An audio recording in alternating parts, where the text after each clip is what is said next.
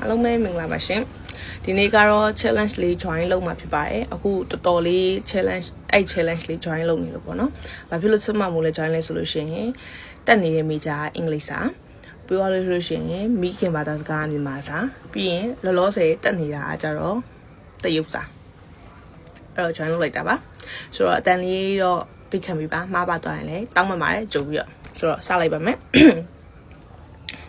မင်္ဂလာပါ大家我今天3 language challenge join လုပ်လိုက်ပြီ honestly speaking my brain 现在 very busy English က sometimes 可以 sometimes 不可以那中文呢我会一点点可是 pronunciation က AN robot လို့ဖြစ်နေတယ်မြန်မာလိုဆို first ပြောရင်စမ်းတဲ့အဆုံးမှာ confused already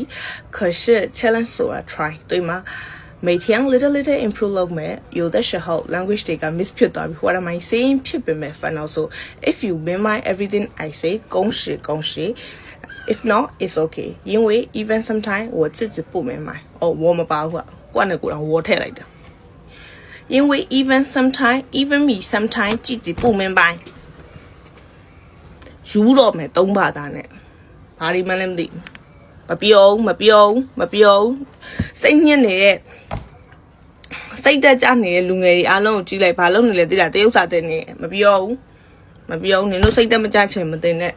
စိတ်တက်ကြတဲ့တန်ကိုကြမ်းခံနိုင်နေဆိုရင်တော့တင်အရင်ကောင်းတယ်